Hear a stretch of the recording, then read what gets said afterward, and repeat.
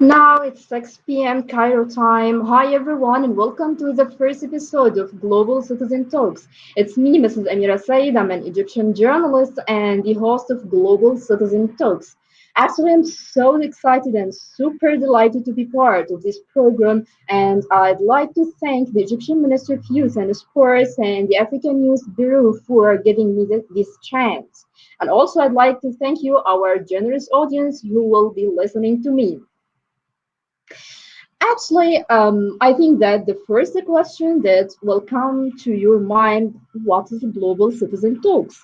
And why we have decided to launch this program during this period? And most importantly, what is special about this program?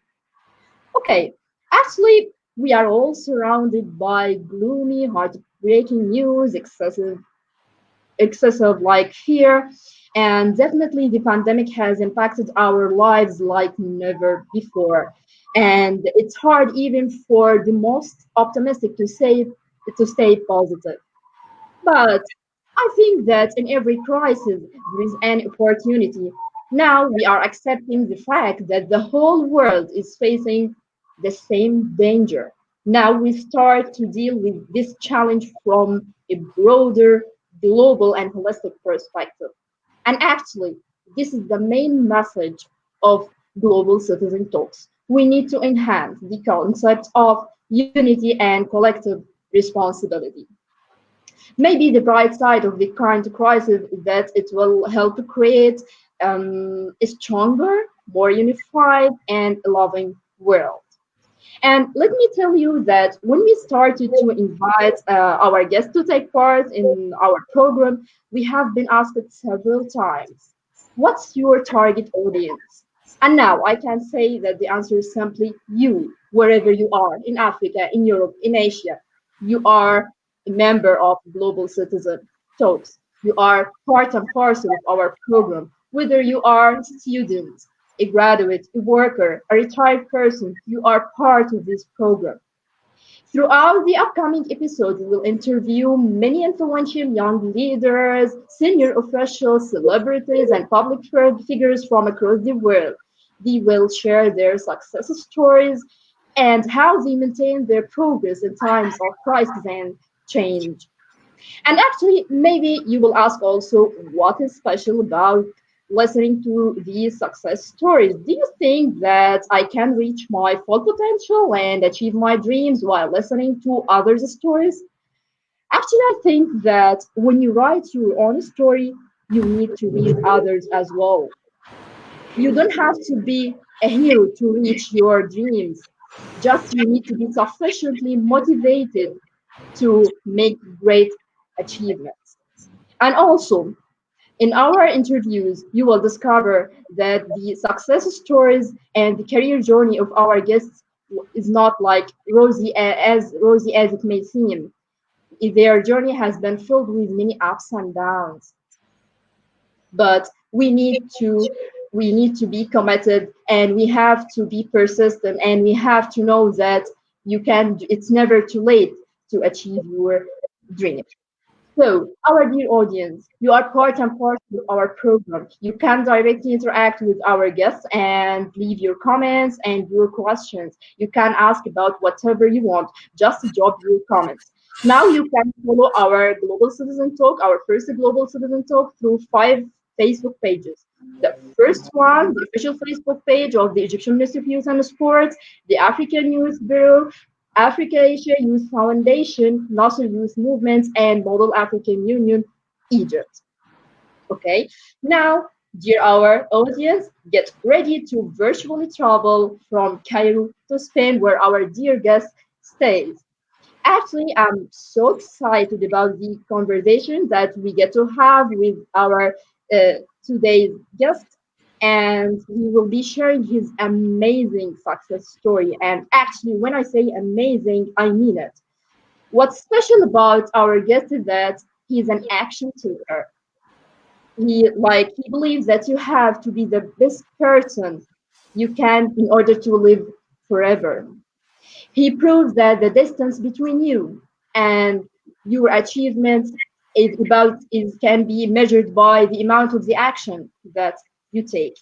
He believed that you have to be happy. He believed that you have to be grateful. And most importantly, he believes that you have to make an impact. And to be more accurate, he believes that you have to make a global impact. Now, our audience, allow me to introduce Mr. Carlos Santos. He's the founder of World Impact Alliance. He's also a World Economic Forum Global Shaper. And actually, aside from his youth and social activities, he's lecturer in more than 7 universities. Now, allow me to welcome Mr. Carlos Santos. Hi, Carlos, and thanks for joining us. Hello, Amita. Thank you so much for the invitation. I'm so proud and so happy for being part of this initiative, and I really encourage everyone to continue here in the Global Citizen Program. It is an amazing initiative. Thank you so much. Thank you, Carlos. Actually, we have a lot of topics to discuss today, but first allow me to display a short video that highlights the conferences that you attended in different countries worldwide, and we will be back. Okay? Thank you. Okay.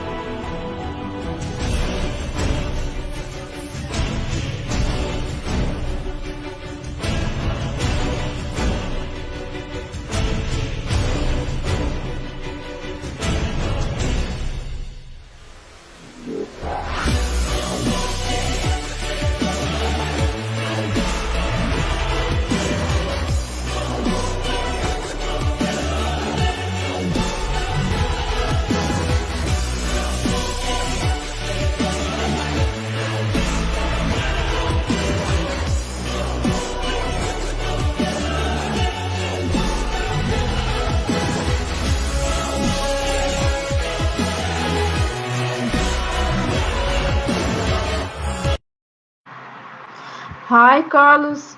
Hello, Amita. Amazing. Yeah.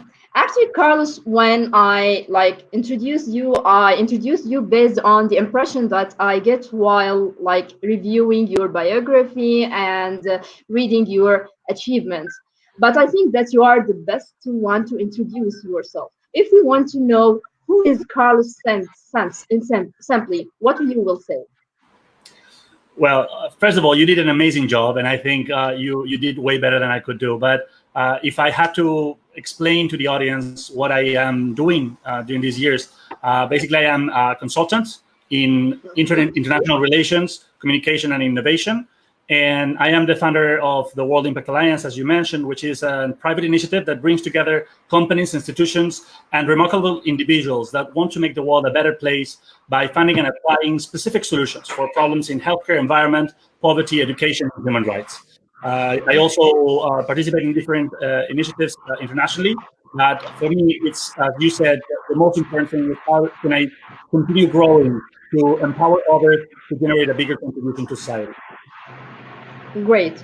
Actually, Carlos, you know that coronavirus now it's the major theme for 2020, and as we mentioned that in Global Citizen Talks we will discuss the whole topics and issues from a global, broader, and holistic perspective. So now we want to know, can you give us more information about the current situation in Spain, the preventive measures that are being taken? So. Yes, well, the situation is getting better in Spain. Right now, we have several hundred new cases every day. We got to more than 240,000 confirmed positive cases in all this period, but things are getting better. Right now, we still have to stay in lockdown, but the lockdown is going to an end. Right now, we can go outside to work and to do daily life, but there's some rules that we have to follow. We have to wear masks, and for the longest time, for 2 months, we haven't been able to go out. And the main concern now, because that the health crisis, or at least the first wave of the health crisis, has gone. Now the problem is the big consequence that we are going to deal with the economic crisis that is coming. Yeah, okay. So, Carlos, you know that as part of the preventive measures to curb the spread of the virus, many people, all of us, are asked to stay at home. And actually, I'm super curious to know how successful people spend their quarantine days. Do you structure your day, and how you keep yourself motivated all the time? Well, thank you. First of all, I cannot define myself as successful by any means, but I can tell you what I do.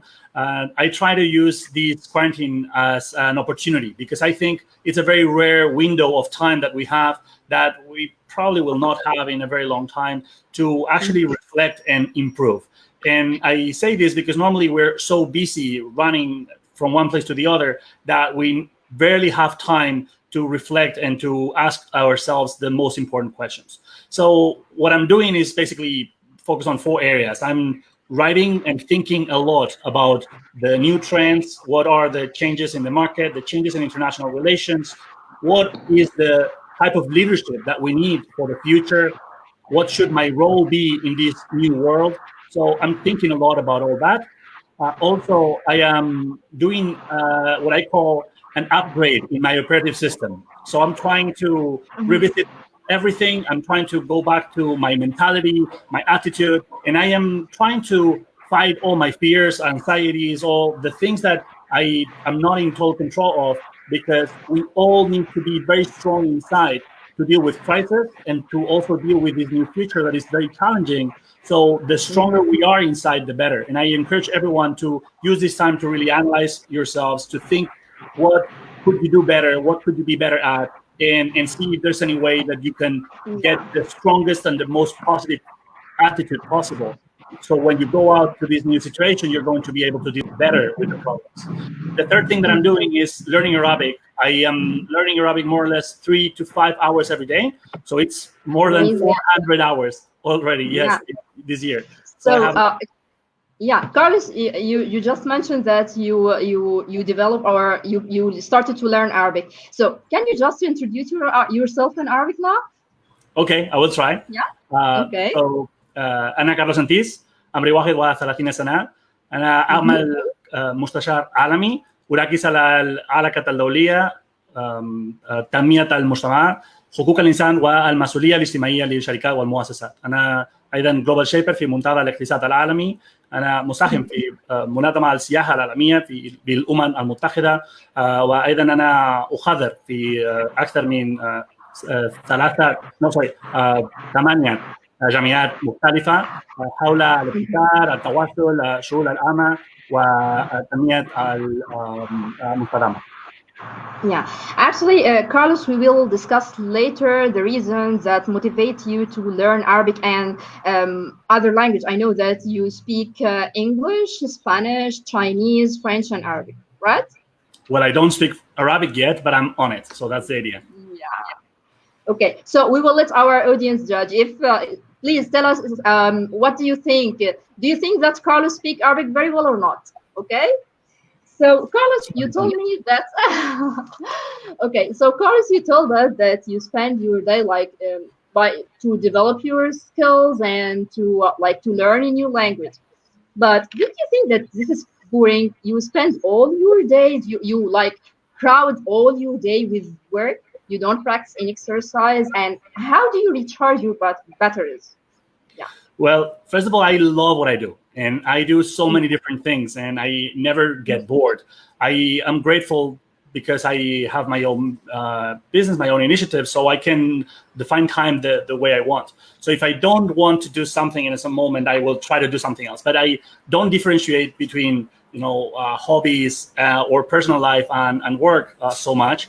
So what I try to do is I try to always be the person that I want to be, and work on the things that I believe can provide more value to myself and more importantly to the others.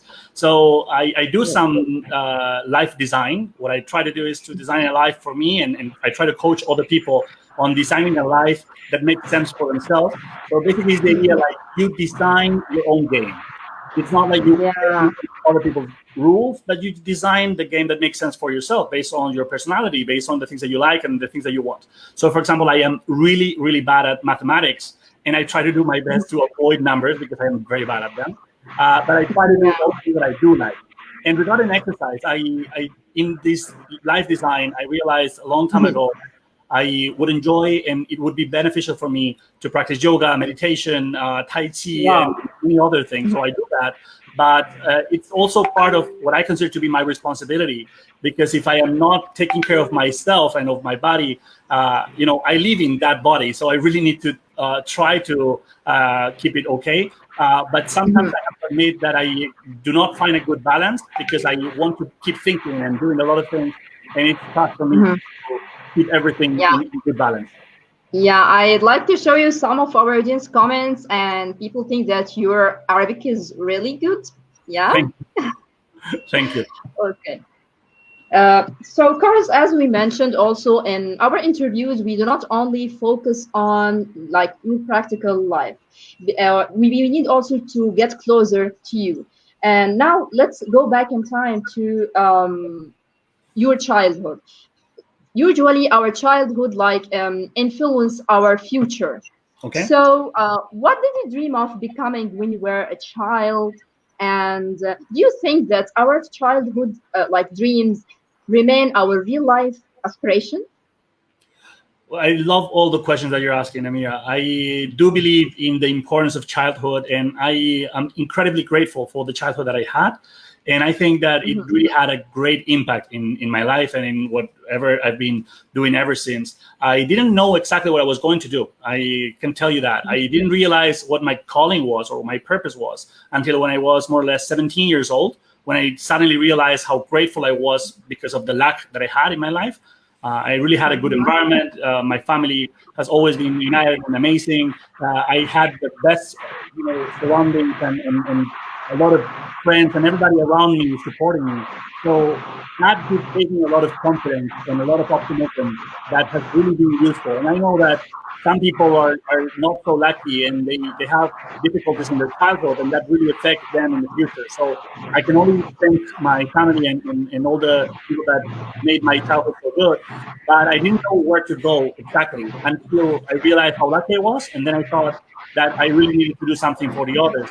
And I just Mhm. spent the next 10 years, 13 years trying to figure out how to do that. But basically, the calling was that. Mhm. Great. And Carlos, can you like give us more details about your education? About my education. Yeah. Yeah, so You graduated from which university and when did you start your career journey? Yeah. great. So I spent my whole childhood in the same school, a great school in Madrid. I had a fantastic, Mm-hmm. fantastic classmate, class group, and everyone was very supportive there. After that, I went to college. I Mm-hmm. studied journalism and information sciences in Complutense University here in Madrid. Afterwards, I did one program that is called Global Advanced Management Program in IE Business School, Mm-hmm. relevant business school in Spain. And my relation with education has been more how do I learn the things that I need in order to go from where I am to where I want to go. So since I was 18 years old or 19 years old, I've been trying to learn every skill and everything that could be useful for my development. And I have tried to learn about anything from graphic design to video to public relations, international relations, so Mm-hmm. many different topics, a lot about technology and many others.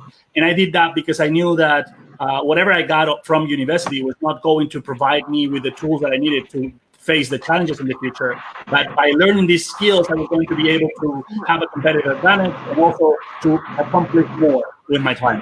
So my relationship with academia now is more focused on the fact that sometimes some universities call me to speak and to talk to the students, but I haven't pursued uh, longer stays in university or PhD because I want to keep doing projects. I want to keep executing. And I think there's professors that do an amazing job and a lot of research.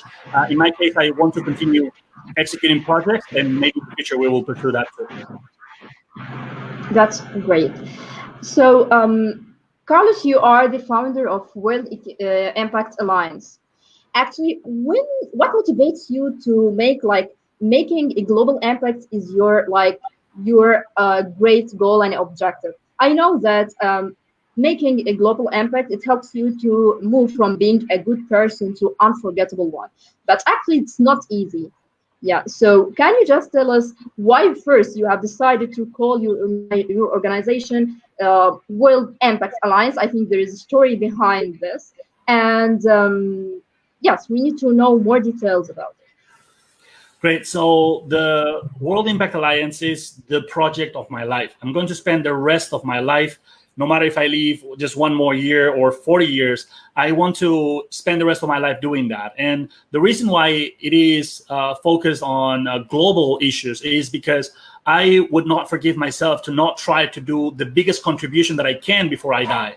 So I don't know how far away I will get. I don't know how much I will be able to provide value to the others, but it is pretty clear to me that we are all part of the same world. We are all global citizens in a way, just like this initiative says. We are all human beings that have the same feelings, the same problems, the same insecurities. We think the same things, we want the same things, and we need the same things. So I do not feel more Spanish than I feel from the rest of the world, and I do not feel more from one specific group than the other. I think we all should help each other. And when you start thinking about human rights, when you start thinking about the problems that people have, I just feel equally bad when I see someone from my country than when I see someone from very far away dealing with a difficulty. Sometimes it's because of human rights violations. Sometimes it's because natural disasters.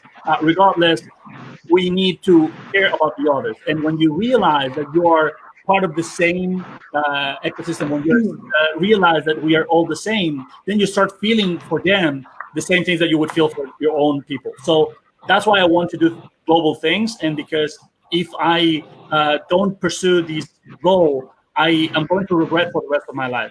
Now, we want to do an alliance because it is impossible to do anything alone. And it's not only a matter of public institutions that are going to develop projects. It is not only private initiatives. It is not NGOs and the third sector, but in reality, it is all the different sectors that have to come together. We need to align between different countries, between different sectors. So what we do is we make sure that we have public, private, social collaboration. And that means we work with governments, we work with big companies, we work with newspapers, with television stations, we work with universities, we work with NGOs. So we put all that together, and then our model is to enable citizens to be a part of the solution. Because there's millions of people that want to be a part of the solution. There's people that want to help the needy. There's people that want to solve problems. There's people that have skills and capabilities that could allow us to solve some of the biggest problems that we're facing. And yet, we never have the resources in the right place because we are trying to tackle problems in a way that is not efficient. Sometimes you have engineers that could perfectly well solve a problem in Africa, say, but that person never thought of that problem. So our goal is to put all these resources together and try to see how can we make an impact in a way that is beneficial for everyone that is around it. So that's why we want the alliance. The impact is vital for having a purpose, and it has to be global. Yeah, actually, I know, Carlos, that the slogan of your organization is social impact innovation for a better world, and that your organization seeks to maximize the positive impact of organizations and reduce the negative impacts. Actually, this is a great vision, but don't you think that we have to move from vision to action? And can you tell me what is your mechanism to achieve such great goals? Great. First of all, we just started, so I can only say that we are defining the ways that we believe can allow people to really maximize the impact. And there's many, many ways that we can do that. One of the concepts that we are trying to advocate for is this idea that through the concept of for-profit social impact, through the idea of doing well by doing good, what we can allow organizations to do, and companies and individuals alike, is to focus solely on bringing value to the world as a result of their activity. So what the concept is basically is, instead of or you make money or you help the others, the whole idea is that you should be able to make money and help the others at the same time if you think properly of the business model or the strategy. So what we are really trying to show people is that there's many business models and many solutions that exist already that can be implemented that are good for their business. Or if this, for example, a political leader, there's many messages that that political leader can benefit from in his or her career. So he or her will actually put some effort and time into this. So he or she will be benefited, but also it's going to generate a wider impact. So the whole concept is that interest of the human beings that are going to try to execute those things is very, very important. You cannot just go against companies and say they're all evil and they should do more for the world and just stay there. We have to think, how can we make it beneficial for them so they have the interest to actually implement the solution? And we have many models. I am going to mention just a couple of them. One model is the idea of empowering people to be a part of the solution. So, for example, companies can provide prizes and rewards to all their clients and all their stakeholders if together the company and the clients go and solve a problem. Imagine that we do a project to clean a beach or to clean some space, so you can allow your stakeholders to go with you. And the second thing, and I finish with this, is, for example, impact tourism, where you can allow the tourism sector to empower travelers. So when they travel to a new place, they go and provide some value to the local community. So by helping the poor people there, or by helping cleaning a destination, what they're doing is helping that destination, making that place better, and having experiences that they will feel better about, and also enjoying the trip. So not doing volunteer tourism, but just traveling and making an impact at the same time. Yeah, great. Carlos, as I mentioned, that our audience, they are part and parcel of our program and they can directly interact with you. And actually, one of our listeners, you mentioned that you work with governments and politicians. And actually, one of our listeners want to ask you, didn't you find any difficulty in dealing with them? Did you find like they are willing to make a global impact or something like that? Just give us more information about the partnership that you have with governments, politicians. Great. So the first thing is, it is definitely very difficult to move anything. And when you're proposing a project, when we're trying to push an initiative, what you have to understand when you start is that you're going to face a lot of rejection and a lot of failure and a lot of difficulties. But if the vision makes sense, then the strategy will show itself in some way. So if you go and talk to a politician or to a leader and he or she does not respond properly, that means one of two things: or you're not doing things as well as you could. Okay, so you could possibly offer something more interesting, present it in a better way, have better connections so they listen to you more, have a better credibility because you have appeared everywhere and everybody knows about you. So it's always a lot of things that you can do to improve the reception of the message. And there's another possibility, is that that person maybe just does not agree with the concept, or is very busy, or does not care. So the main thing here is, first of all, know very well what you're trying to achieve. Be very specific. Be very clear on their goals and their interests, and see how can you match those two interests together. Can I make this person benefit directly from the project that I'm proposing? And can I do this project in a way that this person does not have to work at all? That this person does not have to move anything? Because if they perceive risk or work, or if they perceive this as being something not priority for them, then it's going to be very difficult to convince them to do anything. So far, in the last 10 years, I've worked for more than 100 companies and institutions. We have organized delegations and events and campaigns and many things. And every single time is the same. If you're trying to push a message of gender equality, or environment, of poverty reduction, or health, and you're talking to a person that does not care about that, it is going to be very tough. So you really need to make sure that you understand them and that you accept that even if you have a lot of rejection, probably what you have to do is to work harder to make your proposal better and to talk to more people more consistently for longer. So eventually you can actually activate those specific proposals, those specific policies that you're recommending to implement to solve specific issues. So if I am going to talk to a politician and I want that person or that political party or that government to implement a specific law on something that has to do with human rights or with education, Great, I have to be great. very careful and see what is their political agenda. How can I make my project, my idea, into their political agenda so it's easier to push it? Yeah, okay, great. We will continue our conversation about your achievements, Carlos, but as we mentioned that in while highlighting the success stories of our guests, we want also to tell people that that their success or their career journey is not as rosy as it may seem. Maybe I, definitely you have faced many obstacles and there are ups and downs in your life. Yep. So can you like tell us how you maintain your career development in times of crisis? Is there an incident in your life that you consider a turning point? Yeah. Well, I think the first thing that you have to do is to assume responsibility for your life and for the people that you care about and ideally for everybody else. When you take responsibility, you realize that whatever happens to you is not the most important. The really important issue is how do you respond to the situation and how do you go from where you are at to where you want to go to. If you don't know where you're trying to go, it is impossible to get there. If you first define your vision and you don't put in the work, then you're not going to get there. But if you know where you're trying to go and you work a lot, probably you will get somewhere close to that goal. Now, of course, I've had many rejections and failures and many problems, but I think I've been very lucky that everything has turned to be positive in the long run. And I think that the biggest factor for that has been patience.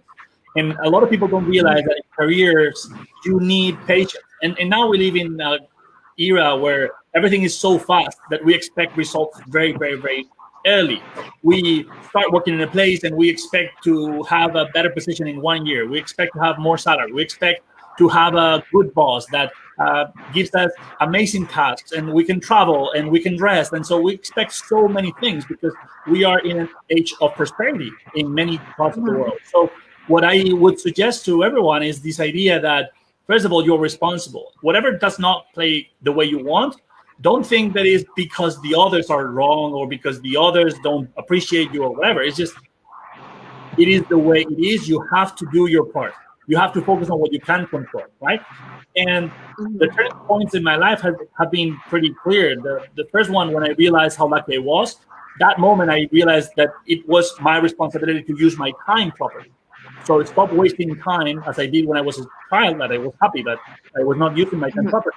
How to maximize the time that I spend to keep growing and to keep providing value to the others. Because if you're useful for the others, even if they don't like you, they are still going to count on you.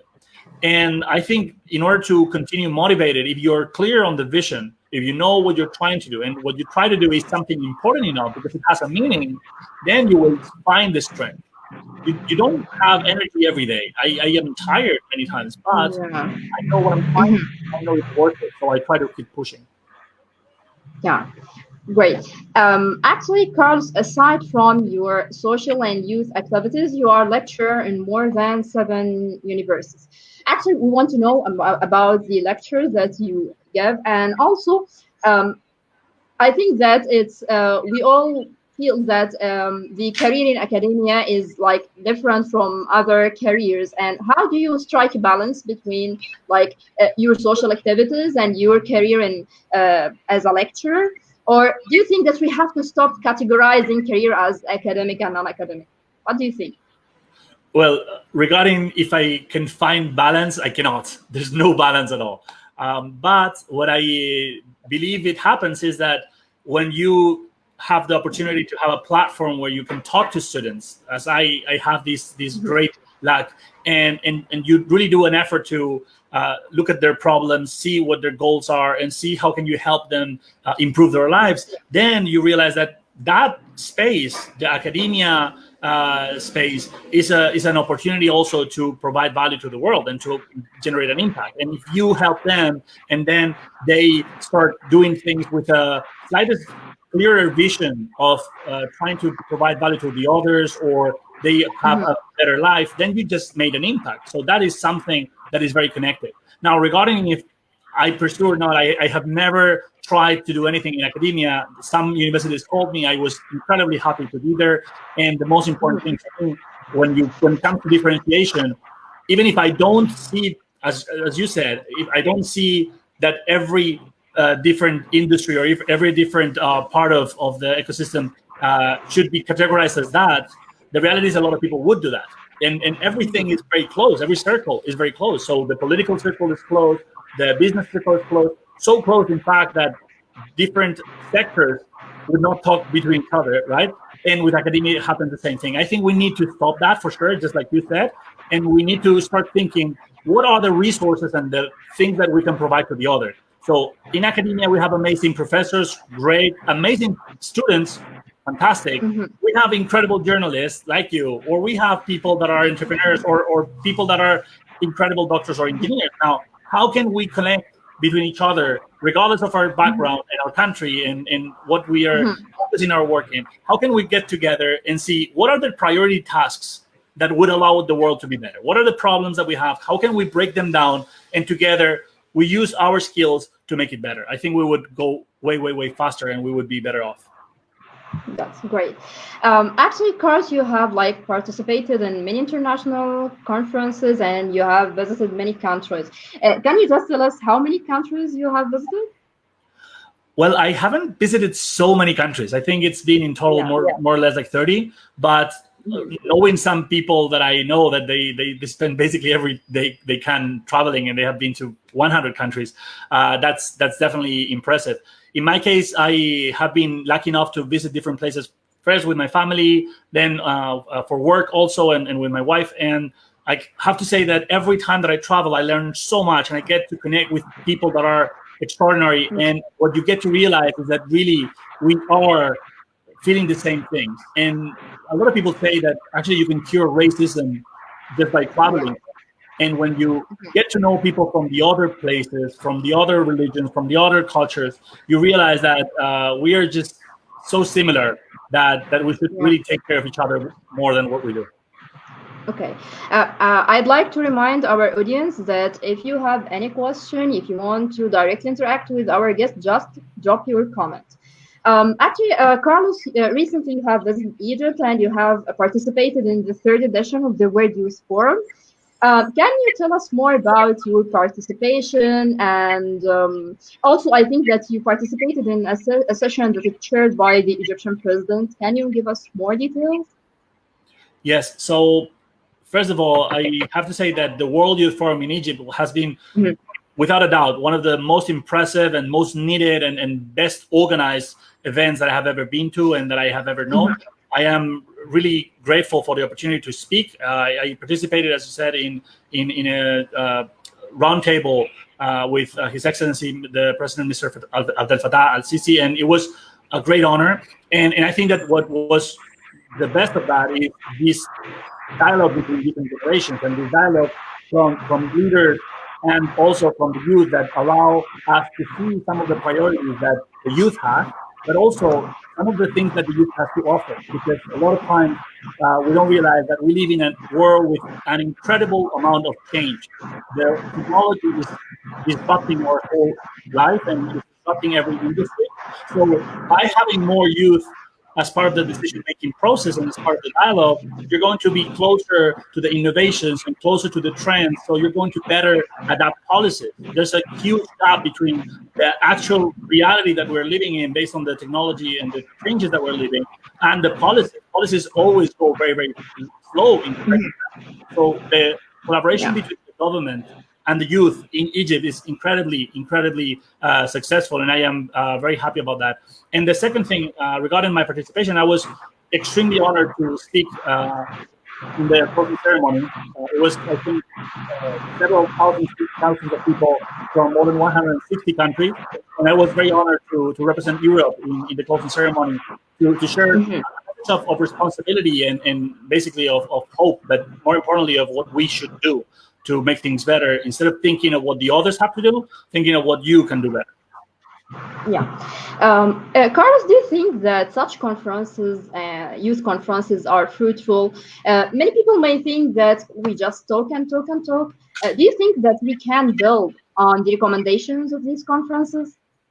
Absolutely. I think it's vital. The thing is, there's events that have zero action afterwards, and there's events that have a lot of action.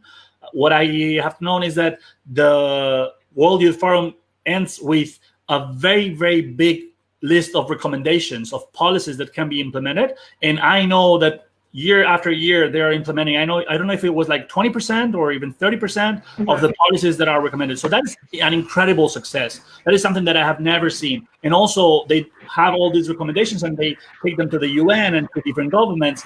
So that is actionable, and that's the way every event should be. There's other events that is first of all worth content, and second, there's no action afterwards. But events are important, and initiatives like the Global Citizen Initiative are all vital.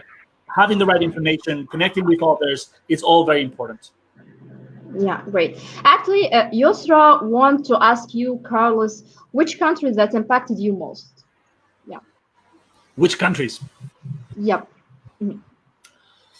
Well, the one that has impacted my life the most, for sure, is China, because when I went in 2008, and it was just on vacation with a friend for 8 days, and after I went to China, I came back to Spain, I studied the language, and then I created a company, and I met my wife that is Chinese. So my whole life is different because of that trip. Yeah. So that for sure.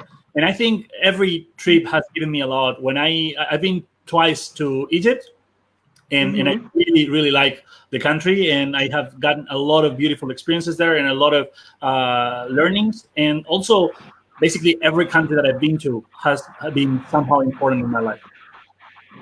Yeah. Carlos, you are also a human rights advocate, right?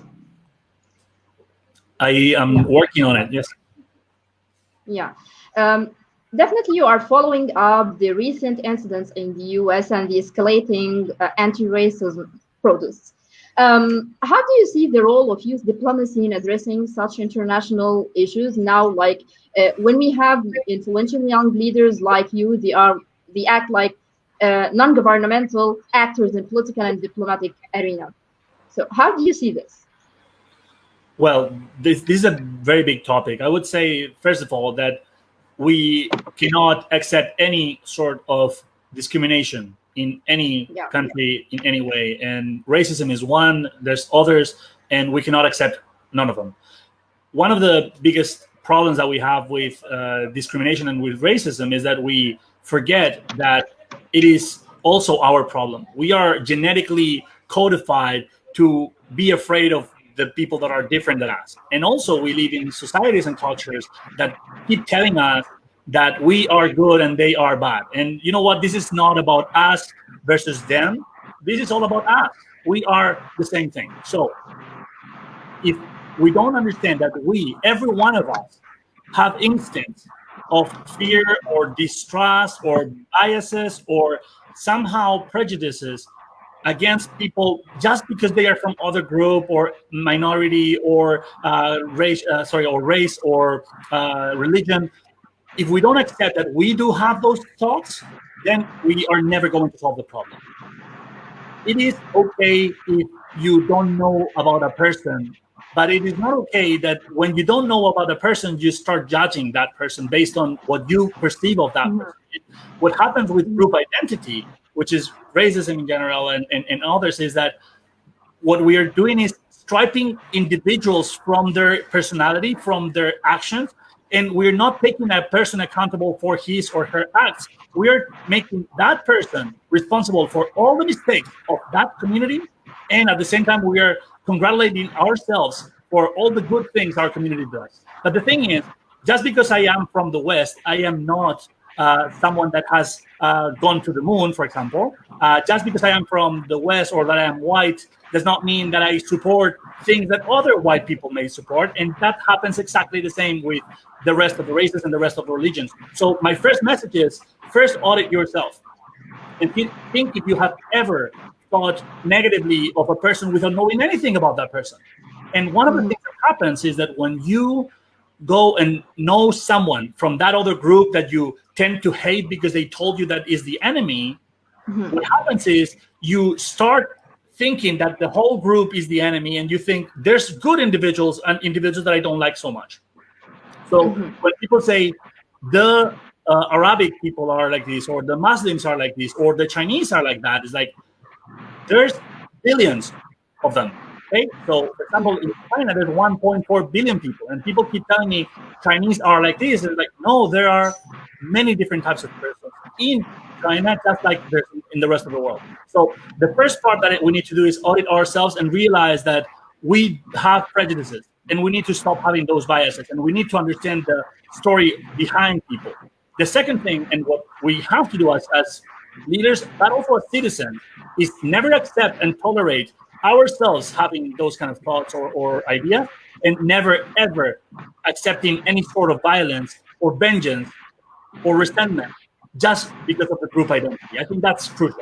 And now the third thing that we really need to focus on is in education, because if we don't show our kids that we are all the same, and we don't allow our kids to interact with people from the other part, you will have people that think that between two neighboring countries that have conflicts in the political area, societies tend to hate each other just because media told them to, when if they knew some of the other people, probably they would like them. And so if we don't allow our kids and we don't allow ourselves to know people from the other side and to talk to people on the other side, we're never going to cure racism or discrimination or many other of the human rights violations. So do you believe that the lack of political will is the key reason for that's the key reason that we are still suffering from like racism and different types of discrimination? I didn't understand the question. Sorry. So do you think that there is a the lack of political will is the key reason behind such incidents like the racist incidents in different countries? Well, I think the main issue that we have is human nature. We are animals, and people just want to forget about that thing, but we are animals. And most of our behavior and most of our feelings and thoughts come from our genetic code and evolution. So it is normal that we are afraid of things. It is normal that we associate. It is normal that we consider that maybe there's other tribes or groups or animals that could harm us. It is normal. It is reasonable to think like that. The problem is that we have come such a long way. So if we don't have the political commitment, as we say, if we don't change our education system, if we don't have our media accountable for all the misinformation that they're telling, and I am a journalist. I studied journalism, and I can tell you this very well. Normally, media are just echoing the voices of the government or the opposition. But in most cases, what you have is that both government and opposition in one country are both against maybe the other country or the other religion or the other thing, because they consider them part of the same group against the other one. So no one is going to tell you in that environment that the others are good or could potentially be reasonable. So what happens is we live in bubbles. We are so influenced by our ecosystem. So when you're born in a place where there's a majority religion, probably you will end up in that faith. But also, if in your society everybody criticizes that other society, probably you will end up criticizing that society. We need to audit ourselves. We need to audit our moral values. We need to audit what are we doing wrong, because this is a matter of how can we control human nature, because it is possible. Just like we have avoided so much violence and so many wars for years based on law and religion and things of some advancement in human rights, it's incredible that we kill each other so little in reality. And I am so happy that we have gotten to this situation in the world where there's so many rights that we have to be grateful for.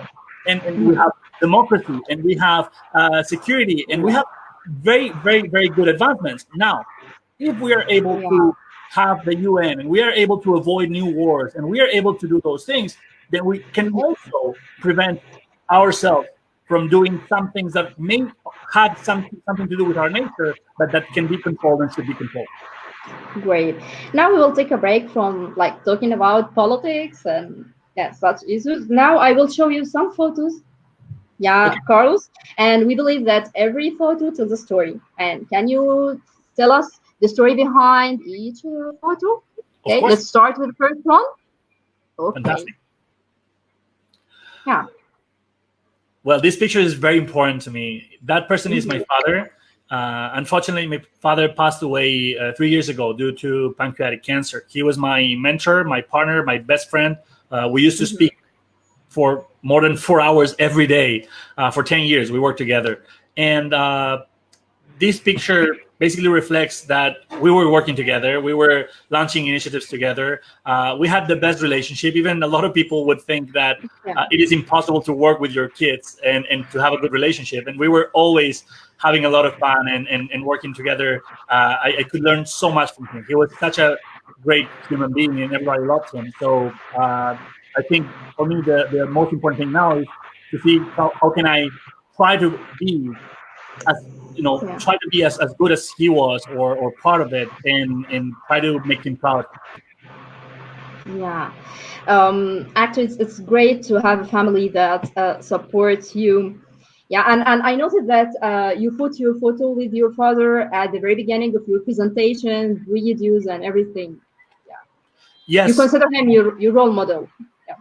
yeah, he is and he will always be my role model. More importantly, because he is the best human being I have ever met. He would always be generous and kind and empathetic and good to the others, and Yeah. he would never feel entitled or feel superior to anybody. He would meet presidents of government and presidents of companies, and he would still talk equally humbly to anyone in the streets. So the way he raised me just by example, not telling me what to do, but just showing me the way to accept your responsibilities, do what you have to do, be kind, depend on others, just the work ethic that he had and how kind he was.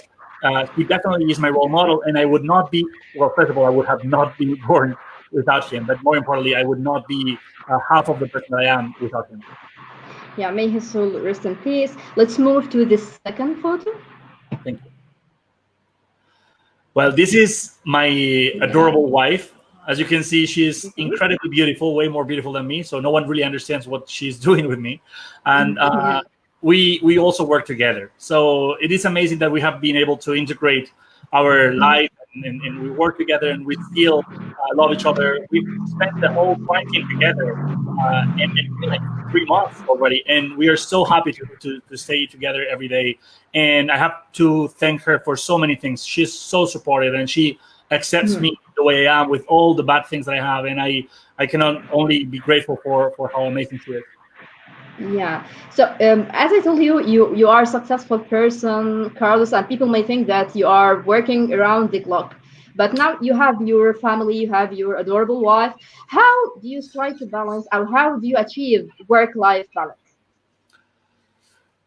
I think the most important thing is to like what you do. And I'm not going to say find your passion and love everything, because it's not exactly about finding a specific thing that is going to excite you every day. I don't see that as something easy to do. But when you know your why, then it's easier to find the how. And in my case, I don't need to have a lot of balance. I just need to make sure that I do things properly. So I try to be a good husband to my wife. I try to be a good professional. I try to be a good partner. I try to be a good citizen. So that means that if I feel that I'm not being generous enough to my wife, if I'm not taking care of her, I will try to correct that. If I think I'm not working hard enough, I will try to correct that. But it's basically this idea of trying to always improve and trying to always check if I'm doing things properly or not. I am uh, like my own, I would say, mentor and also my own trainer. So I'm always being very harsh on myself, trying to do my best. And of course, I am very far away from being perfect. I could not be farther away. But what I do is I really try to check if I am the person that I want to be. And if I'm not, I try to change that. And I'm trying to always cover all the different spaces. So I am happy, I am fulfilled, but also I am not being someone that is generating a negative impact around me. Yeah. Amazing. Let's move to the third photo. This is the well, the picture of my first visit to the Great Wall in China, that trip that changed a lot of aspects in my life. And also it reflects how much I love nature, how much I love adventure. I have to say that I haven't been able to be very adventurous for the last years because I've been pretty busy, but I do love nature. And this was a beautiful day. I walked for 8 kilometers on top of the Great Wall, and I really enjoyed that. But I, more importantly, enjoy every contact that I have with nature. And I think that without nature, always living in the same in a city center, it's really hard to live a life that I'm going to be comfortable with. Yeah. Okay. So back to the World Impact Alliance. Carlos, you always say that your main target is to make a global impact. How do you measure the success of your organization in achieving this goal? For example, how many people you have managed to help? How many how many projects you have achieved in other countries? Yeah. Great. So the idea is to maximize what I can do in my life. And that means that if I start now and I have 40 years left, for example, well, my goal is to see how can I really improve a lot of people's lives in that time, right? Now, how do I measure? Well, there's many ways to measure your impact.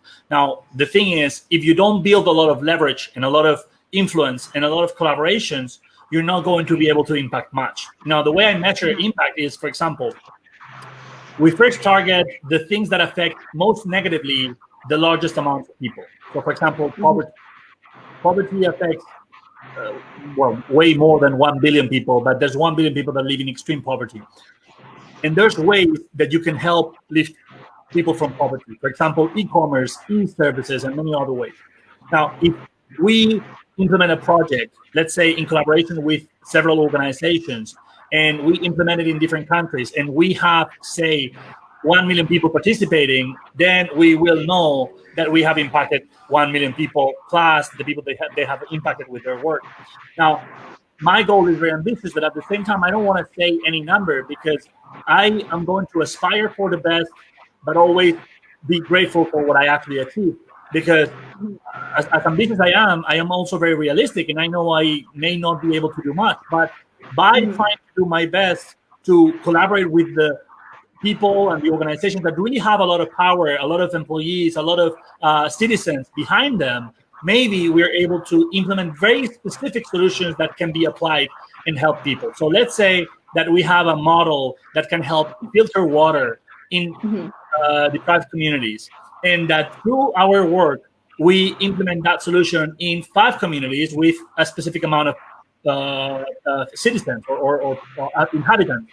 So that is going to be part of the impact, right? So depending on who we get to collaborate with, depending on the solutions that we come up with, depending on how successful they turn out to be, that's how we're going to end up measuring. But for me, the biggest priority will always be to try to affect more people in a more positive way and try to focus also in the problems that are affecting negatively. Because if you just say, you know, we do this thing in CSR, in corporate social responsibility in companies, just to take a picture, and we are, for example, let's say that a big company goes and says, I protect women because I care about gender equality.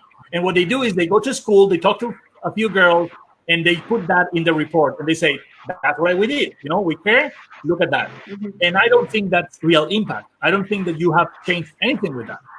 And what my take is if you have 100,000 employees, okay, what would be the biggest thing your 100,000 employees could do together to empower as many women as possible to save them from problems like rape or other things that are really disrupting their lives?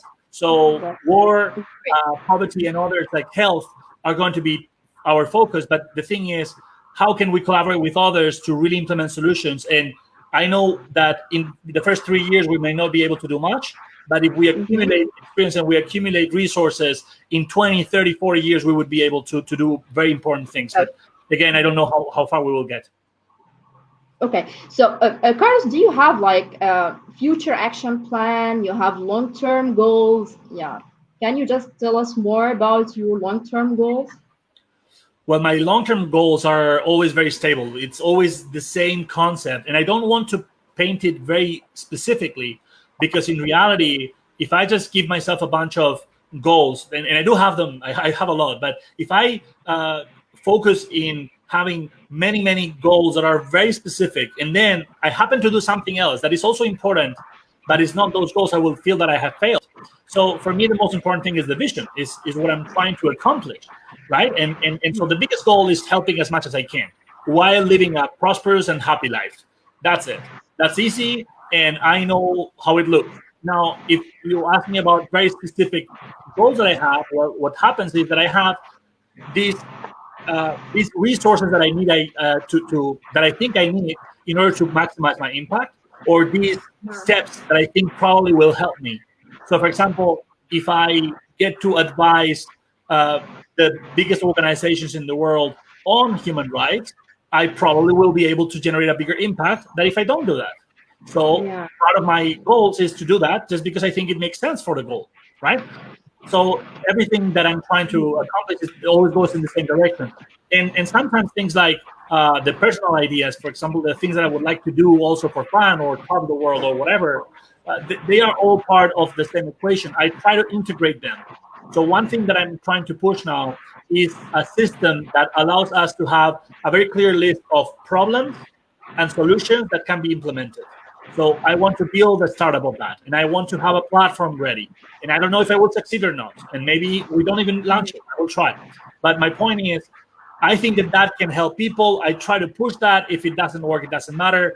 But like that, there's many goals. The action plan would look like developing WIA, the World Impact Alliance, get as influential and as connected as possible, improve myself and improve the capabilities of our network, and try to push as many projects that can help as many people as possible.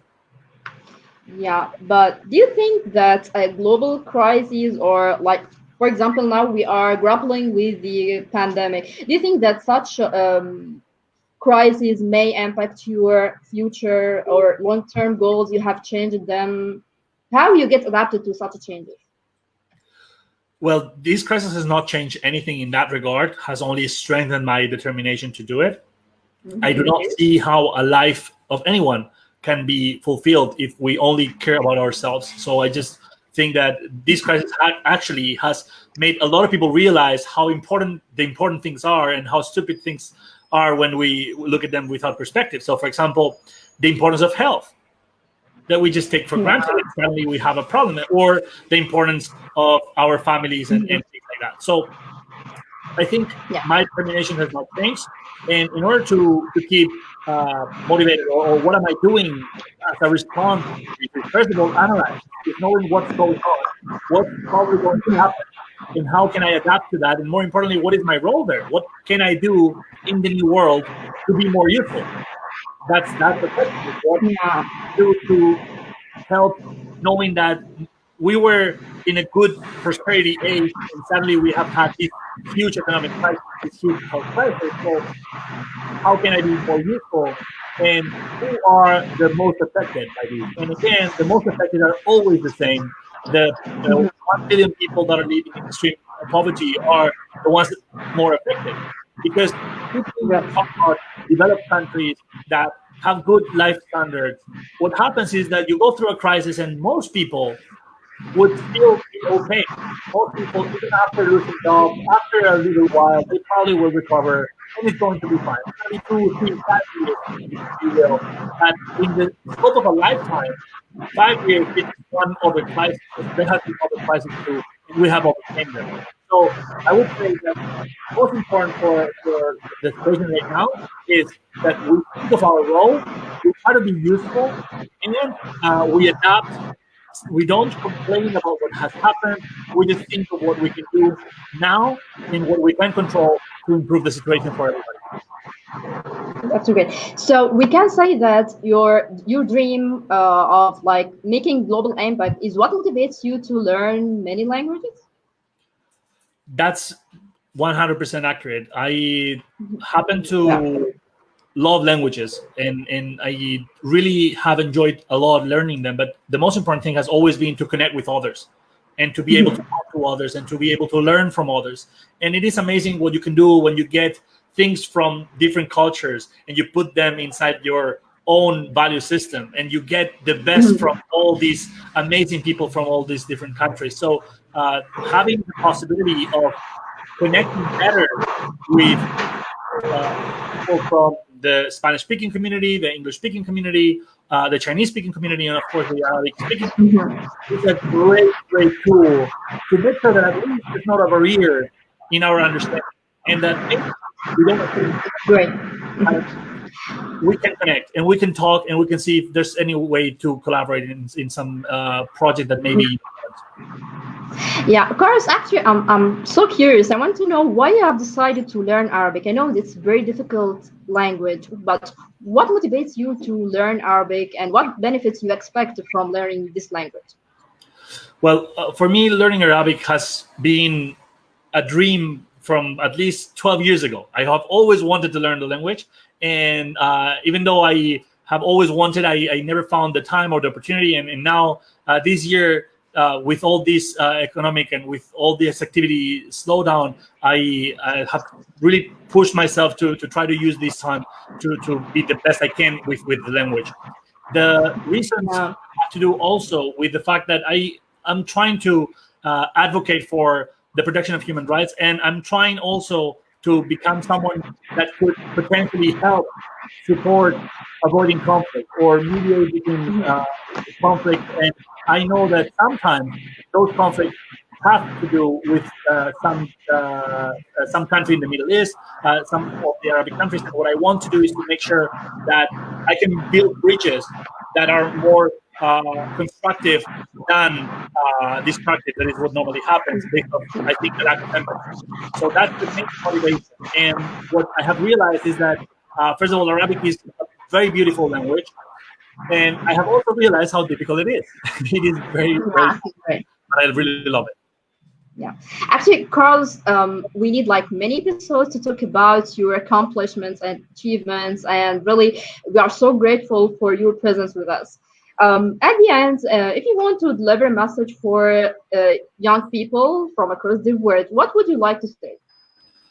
Well, I would like to say that, first of all, we need to be the best we can be. So please try to be a good human being. Try to be generous, kind, and empathetic. Try to be good to the others, even when they are not good to you.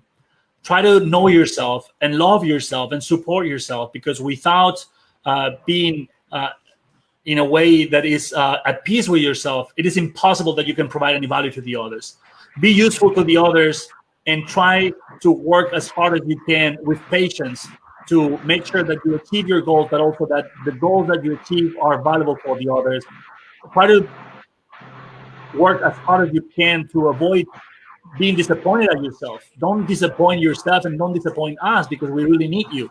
We really need your energy and your ideas and your work and your motivation. So be the best you can be. Help everyone that you can along the way. Be responsible. Don't expect others to do it for you, because at the end of the day, it's your responsibility. And I would say that you have to live a life that can have three main pillars. One is saving the world, the other is being prosperous and successful, and the other is to be happy. So please be as useful as possible to the others, and also try to live the best and the most interesting and exciting and the happiest life that you can possibly live. Okay, great. And if you want to deliver a message in Arabic, what would you like to say? Okay, let me think about it for a second, because there's a lot of things that I would like to say. Yeah. And the most important thing for all of us is that, in a way, we are united. And I think that that's, especially in these moments, you mentioned racism and other problems. We need to be united. Okay, so please let us think of the importance of collaborating and not having prejudices and biases against others. And once we are united, we can achieve amazing things. And I will try to say something in Arabic, but I make a lot of mistakes, so please forgive me for that, okay? No, you speak Arabic very well, I think, yeah. So just use your tongue, yeah. Okay, I will try. Okay.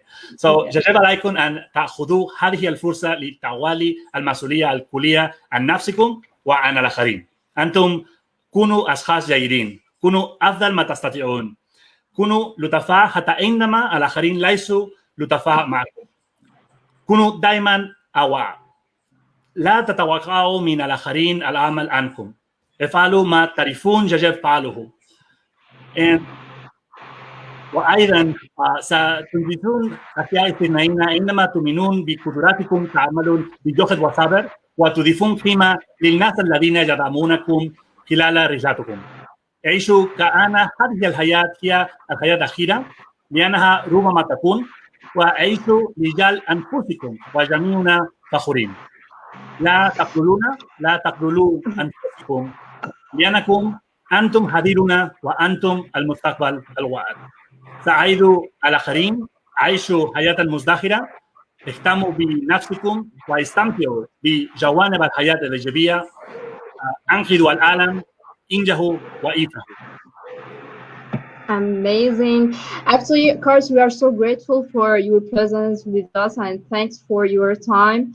And really, we are so honored to have you and Global Citizen Talks. It's definitely my honor. I am very grateful to the ministry, to you, Amira.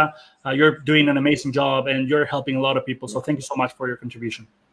Thank you, Carlos. I'd like to thank our dear listeners. Thanks for being with us and stay tuned for the upcoming episode. Stay safe, stay positive, and prepare yourself for the new fresh era. Thank you again and goodbye. Goodbye.